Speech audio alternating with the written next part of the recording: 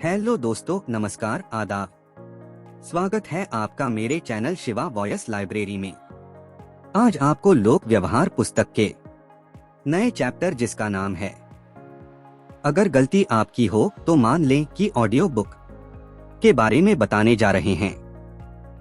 आइए शुरू करते हैं। इस चैप्टर की ऑडियो बुक अगर गलती आपकी हो तो मान लें। मेरे घर के बिल्कुल पास एक जंगल था जहाँ पर ऊंचे ऊंचे पेड़ थे। वसंत ऋतु में यहाँ पर ब्लैकबेरी की झाड़ियाँ सफेदी की छटा बिखेरती थीं, गिलहरियाँ अपने घर बनाती थीं और लंबी लंबी घास उगा करती थी। इस सुंदर जंगल का नाम फॉरेस्ट पार्क था और यह उसी तरह दिखता था जैसा यह उस समय रहा होगा जिस समय कोलंबस ने अमेरिका की खोज की थी। मैं अक्सर इस जंगल में अपने छोटे बोस्टन बुलडॉग रैक्स को घुमाने ले जाता था। रैक्स दोस्ताना किस्म का हानिरहित छोटा सा कुत्ता था और चूंकि जंगल में हमारे सिवा कोई नहीं होता था इसलिए मैं रैक्स को खुला छोड़ देता था। एक दिन हमें वहाँ पर एक पुलिस वाला दिखा जो अपनी सत्ता के प्रदर्शन के लिए लालायित था। आपने कुत्ते को खुला क्यों छोड़ रखा है? इसे चेन में बांधकर क्यों नहीं रखा? आप जानते हैं कि यह कानून के विरुद्ध है, पुलिस वाले ने मुझे फटकारते हुए कहा। हाँ, मैं जानता हूँ, मैंने धीमे से जवाब दिया। मुझे लगता है कि यह यहाँ किसी को नुकसान नहीं पहुँचाएगा। आपको लगता है? आपको लगता है? कानून को इस बात से कोई लेना देना नहीं है कि आपको क्या लगता है। कुत्ता किसी गिलहरी को मार सकता है या किसी बच्चे को काट सकता है। मैं आपको इस बार तो छोड़ रहा हूँ, परंतु अगर मैंने अगली बार कुत्ते को बिना जंजीर के देखा तो मैं आपको और आपके कुत्ते दोनों को अदालत के कटघरे में खड़ा कर दूंगा। मैंने अगली बार ऐसा न करने का वादा किया और मैंने अपना वादा निभाया भी कुछ दिनों तक। पर न तो रैक्स को जंजीर पसंद थी और न ही मुझे, इसलिए हमने किस्मत पर भरोसा करने का फैसला किया। कुछ समय तक तो सब कुछ ठीक ठाक रहा, परंतु एक दोपहर को जब मैं और रैक्स पहाड़ी पर दौड़ लगा रहे थे तो अचानक हमें फिर वही पुलिस वाला मिल गया। रैक्स आगे की तरफ दौड़ रहा था, सीधे पुलिस ऑफिसर की दिशा में। मैं जानता था कि अब मैं बुरी तरह फंस चुका था। मैं अच्छी तरह से जानता था, इसलिए मैंने पुलिस ऑफिसर के बोलने का इंतजार नहीं किया। पुलिस वाले के कुछ कहने के पहले ही मैं बोल पड़ा, ऑफिसर, आपने हमें रंगे हाथों पकड़ लिया है। मैं अपराधी हूँ। मैं कोई बहाना नहीं बनाना चाहता, कोई सफाई नहीं देना चाहता। आपने मुझे पिछले हफ्ते ही चेतावनी दी थी कि अगर मैंने अपने कुत्ते को बिना जंजीर के घुमाया तो आप मुझ पर फाइन कर देंगे। इसके बाद भी मैं अपने कुत्ते को बिना जंजीर के घुमा रहा था। पुलिस वाले ने धीमे स्वर में कहा, मैं जानता हूँ कि बिना जंजीर के कुत्ता घुमाना सबको अच्छा लगता है, खास तौर पर जब यहाँ आसपास कोई नहीं है। हाँ, अच्छा तो लगता है, परंतु यह कानून के खिलाफ है, मैंने जवाब दिया। पर इतना छोटा कुत्ता किसी को क्या नुकसान पहुंचाएगा? पुलिस वाले ने कहा। फिर भी ऑफिसर, यह गिलहरियों को मार सकता है। मुझे लगता आप बात को कुछ ज्यादा ही गंभीरता से ले रहे हैं, उसने कहा। आप कुत्ते को मेरी आंखों से दूर दौड़ जाने दें और फिर आप और मैं दोनों ही इस बात को भूल जाएंगे। पुलिस वाला भी इंसान था, वह भी महत्वपूर्ण दिखना चाहता था, इसलिए जब मैंने खुद को दोष देना शुरू किया तो उसके पास अपने आत्मसम्मान को दर्शाने के लिए एक ही तरीका था और यह था दया और उदारता दिखाना। परंतु मान लीजिए मैं खुद को बचाने की कोशिश करता तो फिर क्या होता? आप तो जानते ही हैं, पुलिस वाले से बहस में कोई नहीं जीत सकता। उसके साथ शाब्दिक तलवारबाजी करने के बजाय मैंने मान लिया कि वह पूरी तरह सही था और मैं पूरी तरह गलत था। मैंने अपनी गलती तत्काल, पूरी तरह और उत्साह से मानी थी। इस मामले में मैंने उसका पक्ष लिया और उसने मेरा। इस तरह पूरा मामला अच्छी तरह से सुलझ गया। लॉर्ड चेस्टरफील्ड भी इतने ज्यादा अच्छे तरीके से उदारता नहीं दिखा सकते थे जितनी कि उस पुलिस ऑफिसर ने दिखाई थी जिसने एक हफ्ते पहले ही मुझे अदालत के कटघरे का डर दिखाया था। अगर आपकी गलती पर कोई आपको डांटने वाला है तो क्या यह बेहतर नहीं होगा कि हम ऐसा होने से पहले ही खुद अपनी गलती मान लें, अपनी बुराई करने लगे बजाय इसके कि सामने वाला हमारी बुराई करे और हमें अपनी गलतियां बताए। अपने बारे में उन सारी गलतियों का जिक्र करें जो आपके हिसाब से सामने वाला कहने वाला है या सोच रहा है और बिना उसे मौका दिए खुद ही यह काम कर लें। 100 में से 99 बार सामने वाला आपके प्रति उदार और क्षमापूर्ण दृष्टिकोण अपनाएगा और आपकी गलतियों को कम करके बताएगा, जैसा उस पुलिस वाले ने किया था। कॉमर्शियल आर्टिस्ट फर्डिनेंड ई वॉरेन ने अपने एक चिड़चिड़े ग्राहक के सामने इसी तकनीक का इस्तेमाल किया। विज्ञापन और प्रकाशन के लिए ड्राइंग बनाते समय एकदम सटीक होना बहुत महत्वपूर्ण होता है, मिस्टर वॉरेन ने हमें यह कहानी सुनाते हुए कहा। कई आर्ट एडिटर्स बहुत जल्दी में अपना काम करवाते हैं और ऐसी स्थिति में छुटपुट गलतियों की संभावना होती है। मैं एक ऐसे आर्ट एडिटर को जानता हूं जिसे छोटी छोटी गलतियां ढूंढने में हमेशा बहुत मजा आता है। उसके ऑफिस से निकलते समय मेरा मूड अक्सर खराब रहता है, आलोचना की वजह से नहीं बल्कि उसके आक्रमण के तरीके की वजह से। हाल ही में मैंने एक जल्दी वाले काम को ताबड़तोड़ करके इस एडिटर के पास भिजवाया और उसने मुझसे तत्काल ऑफिस बुलवाया। फोन पर उसने कहा कि मुझसे कोई गलती हुई थी। जब मैं पहुंचा तो मैंने देखा कि माहौल बिल्कुल वैसा ही था जैसी कि मैंने कल्पना की थी और जिससे मैं डर रहा था। वह शत्रुतापूर्ण मूड में था और मन ही मन खुश हो रहा था कि एक बार फिर उसे आलोचना करने का अवसर मिल गया। उसने गर्म होकर पूछा कि मैंने अमुक चीज क्यों की। मैंने आपके कोर्स में पढ़ाए गए आत्मालोचना के सबक को आजमाने का निश्चय किया, इसलिए मैंने कहा आप जो कह रहे हैं सही है। मैं गलती पर हूँ और मेरी गलती के लिए मैं कोई बहाना भी नहीं बना सकता। मैं काफी समय से ड्राइंग कर रहा हूँ और मुझसे इस तरह की गलती नहीं होनी चाहिए। मैं अपने आप पर शर्मिंदा हूँ। तत्काल वह मेरा बचाव करने लगा। हाँ, आप ठीक कह रहे हैं, परंतु वैसे देखा जाए तो यह गंभीर गलती नहीं है। यह तो केवल। मैंने उसे बीच में ही टोक दिया। कोई भी गलती महंगी साबित हो सकती है और उसकी वजह से चिढ़ तो होती ही है। वह बीच में बोलना चाहता था, परंतु मैंने उसे बोलने का मौका ही नहीं दिया। मुझे बहुत आनंद आ रहा था। अपने जीवन में पहली बार मैं खुद की आलोचना कर रहा था और मुझे इसमें बहुत मजा आ रहा था। मैंने कहा मुझे ज्यादा सावधान रहना चाहिए था। आप मुझे बहुत सा काम देते हैं और मुझे आपके काम को सर्वश्रेष्ठ तरीके से करना चाहिए, इसलिए मैं इस ड्राइंग को दोबारा बनाकर दूंगा। नहीं नहीं, उसने विरोध किया। मैं आपको इतनी तकलीफ नहीं देना चाहूंगा। उसने मेरे काम की तारीफ की और मुझे आश्वस्त किया कि इसमें केवल एक छोटे से सुधार की जरूरत है और मेरी छोटी सी गलती से उसकी फिल्म को कोई नुकसान नहीं होने वाला। और वैसे भी यह केवल तफसील यानी डिटेल्स की गलती है, जिस पर चिंता करने की कोई जरूरत नहीं है। खुद की गलती तत्काल मान लेने से और खुद की बुराई पहले ही कर देने से उसका गुस्सा ठंडा पड़ गया। वह मुझे लंच पर ले गया और चलने से पहले उसने मुझे चेक दिया और दूसरा काम भी दिया। खुद की गलती मानना हिम्मत का काम तो है ही, इसमें हमें संतुष्टि का एहसास भी होता है। इससे न सिर्फ हमारे भीतर का अपराध बोध और सुरक्षात्मकता समाप्त होते हैं, बल्कि इससे अक्सर गलती के कारण उत्पन्न समस्या को सुलझाने में भी मदद मिलती है। अल्बकर्की, न्यू मैक्सिको के ब्रूस हार्वे ने मेडिकल लीव पर गए एक कर्मचारी को गलती से पूरी तनख्वाह दे दी। जब उसे अपनी गलती का पता चला तो उसने कर्मचारी से कहा कि वह उसकी अगली तनख्वाह से यह पूरी राशि काट लेगा। कर्मचारी ने अनुरोध किया कि पूरी राशि एक मुश्त काटने से वह गंभीर आर्थिक समस्या में फंस जाएगा, इसलिए किस्तों में कटौती करना उचित होगा। ऐसा करने के लिए हार्वे को अपने सुपरवाइजर से अनुमति लेने की आवश्यकता थी। हार्वे ने कहा, और मैं जानता था कि ऐसा करने पर बॉस बहुत गुस्सा होंगे। चूंकि यह सारा झमेला मेरी गलती की वजह से ही हुआ था, इसलिए मैंने यह फैसला किया कि मैं बॉस के सामने अपनी गलती मान लूंगा। मैं बॉस के ऑफिस में गया और उन्हें बता दिया कि मुझसे एक गलती हो गई है और इसके बाद मैंने उन्हें पूरी बात बता दी। बॉस ने विस्फोटक स्वर में कहा कि यह मेरी नहीं बल्कि पर्सनल डिपार्टमेंट की गलती है। मैंने दोहराया कि नहीं, यह मेरी ही गलती थी।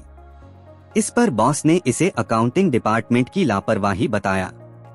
एक बार फिर बॉस ने मेरा बचाव करते हुए इसका दोष 2 लोगों पर मढ़ दिया, परंतु हर बार मैंने दोहराया कि गलती मेरी ही थी। अंत में बॉस ने मेरी तरफ देखा और कहा, अच्छा, यह गलती आप ही की है। अब जाइए और गलती को ठीक कीजिए। गलती ठीक कर दी गई और किसी को कोई तकलीफ नहीं हुई। मुझे बहुत अच्छा लगा क्योंकि मैं एक तनावपूर्ण परिस्थिति को अच्छे तरीके से सुलझाने में कामयाब हुआ था और मैंने बहाने बनाने के बजाय सही बात कहने का साहसिक विकल्प चुना था। इस घटना के बाद बॉस की नजरों में मेरी इज्जत पहले से बढ़ गई। कोई भी मूर्ख अपनी गलतियों के लिए बहाने बना सकता है और ज्यादातर मूर्ख ऐसा करते भी हैं। परंतु अपनी गलतियां मान लेने से आप भीड़ से अलग हो जाते हैं और आपको इसमें आनंद तथा प्रतिष्ठा का अनुभव भी होता है। उदाहरण के तौर पर इतिहास रॉबर्ट ई ली के बारे में जो सबसे रोचक बात बताता है वह यह है कि उन्होंने खुद को और सिर्फ खुद को गेटिसबर्ग के युद्ध में पिकेट के आक्रमण के बाद हुई पराजय के लिए दोषी माना। इसमें कोई संदेह नहीं कि पिकेट का आक्रमण पश्चिमी जगत के इतिहास में हुआ सबसे शानदार और दर्शनीय आक्रमण था। जनरल जॉर्ज ई पिकेट स्वयं दर्शनीय थे। उन्होंने अपने बाल इतने बढ़ा रखे थे कि वे उनके कंधों को छूते थे और नेपोलियन की ही तरह वे भी युद्ध के मैदान में लगभग हर रोज भावनात्मक उत्कटता से भरे प्रेम पत्र लिखा करते थे। उनके निष्ठावान सैनिकों ने उस दुखद जुलाई की दोपहर को उनका जोश बढ़ाते हुए नारे लगाए। पिकेट यूनियन लाइंस की तरफ तेजी से आगे बढ़ चले और पूरी सेना उनके पीछे पीछे चल दी। यह एक देखने लायक दृश्य था। साहसिक, भव्य। यूनियन लाइंस में जिसने भी यह दृश्य देखा उसने इसकी सराहना की। पिकेट की सेना आसानी से आगे की तरफ चल पड़ी और एक दर्रे को पार करती हुई आगे बढ़ी। इस पूरे समय दुश्मन की तोप के गोले उनकी सेना को निशाने पर लिए हुए थे, परंतु वे बिना डरे बिना रुके आगे बढ़ते रहे। अचानक सीमेट्री रिज की पत्थर की दीवार के पीछे से संघीय सेना प्रकट हुई जहां यह छुपी हुई थी और इसने पिकेट की आगे बढ़ रही सेना पर गोलाबारी शुरू कर दी। पहाड़ी की चोटी इस समय एक ज्वालामुखी की तरह जल रही थी। ऐसा लग रहा था जैसे यह तिल का मैदान हो। कुछ ही मिनटों में एक को छोड़कर पिकेट के सभी ब्रिगेड कमांडर मौत के मुंह में समा गए और 5000 सैनिकों की सेना में से सिर्फ 1000 सैनिक ही जिंदा बचे। जनरल लुइस ए आर्मिस्टीड ने आखिरी हमले में सैनिकों का नेतृत्व किया। वे आगे दौड़े, पत्थर की दीवार पर चढ़े और अपनी तलवार की नोक पर अपनी केप को लहराते हुए चीखे, मेरे बहादुर शेरों, उन्हें मजा चखा दो। सैनिकों ने ऐसा ही किया। उन्होंने दीवार को लांघा, अपने दुश्मनों पर संगीनों से प्रहार किया और सीमेट्री रिज पर दक्षिण के झंडे गाड़ दिए। यह झंडे सिर्फ एक पल के लिए ही वहां रहे, परंतु यह पल, चाहे यह कितना ही छोटा रहा हो, संघ के इतिहास का यादगार पल था। पिकेट का आक्रमण अद्भुत और साहसिक होने के बावजूद अंत की शुरुआत थी। ये असफल हो गए थे। वे उत्तर दिशा को भेद नहीं पाए थे और वे यह बात जानते थे। दक्षिण का पतन तय था। ली इतने दुखी थे, इतने सदमे में थे कि उन्होंने अपना इस्तीफा भिजवा दिया और संघ के प्रेसिडेंट जेफरसन डेविड से कहा कि वे उनकी जगह किसी युवा और अधिक योग्य व्यक्ति को नियुक्त कर दें। गेटिसबर्ग के युद्ध में पराजय के लिए जनरल ली अगर बहाना बनाना चाहते तो वे बहुत सी बातों का बहाना बना सकते थे। उनके कई डिवीजन कमांडरों ने उन्हें धोखा दिया था। पैदल सैनिकों के आक्रमण को सहारा देने के लिए घुड़सवार सेना समय पर नहीं आई थी। यह चीज गलत हुई थी, वह चीज गड़बड़ हुई थी। परंतु जनरल ली इतने महान थे कि उन्होंने किसी दूसरे को दोष नहीं दिया। जब पिकेट के हारे और खून से लथपथ सिपाही वापस आए तो रॉबर्ट ई ली उनसे मिलने अकेले गए और उनका स्वागत आत्मालोचना से किया, जिसमें उनकी महानता झलकती थी। उन्होंने कहा, सारी गलती मेरी ही थी। मैं और सिर्फ मैं ही इस हार के लिए जिम्मेदार हूँ। इतिहास में बहुत कम सेनापतियों ने इतने साहस और चारित्रिक दृढ़ता का परिचय दिया है। माइकल चांग हमारे कोर्स हांगकांग में पढ़ाते हैं। उन्होंने हमें बताया कि किस तरह चीन की संस्कृति कई बार कुछ विशेष समस्याओं को जन्म देती है और किस तरह पुरानी परंपरा को बनाए रखने के बजाय हमें नए सिद्धांतों को अपनाने से लाभ होता है। उनकी क्लास में एक अधेड़ सदस्य था जिसका कई सालों से अपने पुत्र से मनमुटाव चल रहा था। पिता को अफीम की लत थी जो अब छूट गई थी। चीन में परंपरा यह है कि बड़े लोग माफी मांगने के लिए पहला कदम नहीं उठाते। इसलिए पिता को लग रहा था कि समझौते के लिए उसके पुत्र को ही पहल करनी चाहिए। शुरुआती सत्र में उसने क्लास को बताया कि उसने अपने पोतों का मुंह तक नहीं देखा और उसकी बहुत इच्छा थी कि उसके पुत्र और उसमें सुलह हो जाए। क्लास के सभी सदस्य चीन के थे और यह समझ सकते थे कि उसकी इच्छा और सदियों से चली आ रही परंपरा में कितना जबरदस्त संघर्ष चल रहा होगा।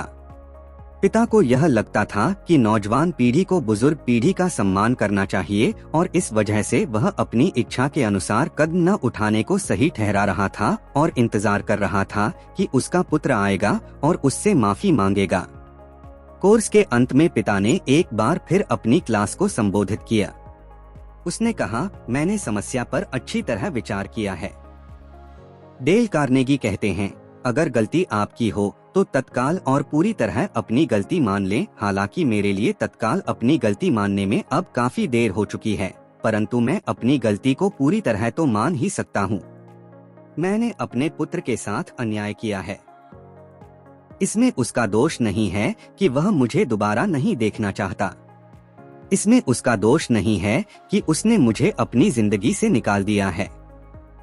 हालांकि अपनों से छोटे से माफी मांगना हमारे यहाँ शर्म की बात समझी जाती है, परंतु गलती मेरी थी और इसे मानने की जिम्मेदारी भी मेरी है। क्लास ने तालियां बजाकर उसकी बात का स्वागत किया और उसे अपना पूरा समर्थन दिया। अगली क्लास में उसने बताया कि वह किस तरह अपने पुत्र के घर गया, उससे माफी मांगी और अब उनके रिश्ते सुधर गए हैं। अब उसकी बहू और पोते भी उसे पसंद करने लगे हैं, जिनसे वह आखिरकार मिलने में कामयाब हो गया था। अल्बर्ट हबार्ड देश के काफी प्रतिष्ठित लेखक रहे हैं। अक्सर उनके चुभते हुए वाक्यों के कारण लोगों की भावनाएं भड़क जाती थीं। परंतु हबार्ड में लोगों के साथ व्यवहार करने की वह दुर्लभ कला थी, जिसकी वजह से वे अपने दुश्मनों को भी दोस्त बना लेते थे। उदाहरण के तौर पर, जब कोई पाठक चिढ़कर उन्हें लिखता था कि वह उनके अमुक लेख में व्यक्त विचारों से सहमत नहीं है और अंत में वह लिखता था कि उसकी नज़र में लेखक फलाना ठिकाना है, तो अल्बर्ट हबार्ड उस पत्र का जवाब कुछ इस तरह देते थे, अगर सोचा जाए तो मैं भी आज की तारीख में अपने उस लेख के विचारों से पूरी तरह सहमत नहीं हूँ। एक दिन मैं जो लिखता हूँ वह अगले दिन मुझे खुद ही अच्छा नहीं लगता। मुझे इस विषय पर आपके विचार जानकर खुशी हुई। अगली बार आप जब भी इस तरफ आए तो हम मिलकर इस बारे में विस्तार से चर्चा कर सकते हैं। तो हाल फिलहाल तो मीलों दूर से ही मैं आपसे हाथ मिलाना चाहता हूँ। भवदीय। जो व्यक्ति पत्र का इस तरह जवाब दे, उसके बारे में आप क्या कह सकते हैं? जब हम सही होते हैं तो हमारा प्रयास यह होना चाहिए कि हम आहिस्ता से और कूटनीति से लोगों से अपनी बात मनवाने का प्रयास करें, और जब हम गलत हों, अगर हम खुद के प्रति पूरी तरह ईमानदार रहेंगे तो ऐसा आश्चर्यजनक रूप से अक्सर होगा।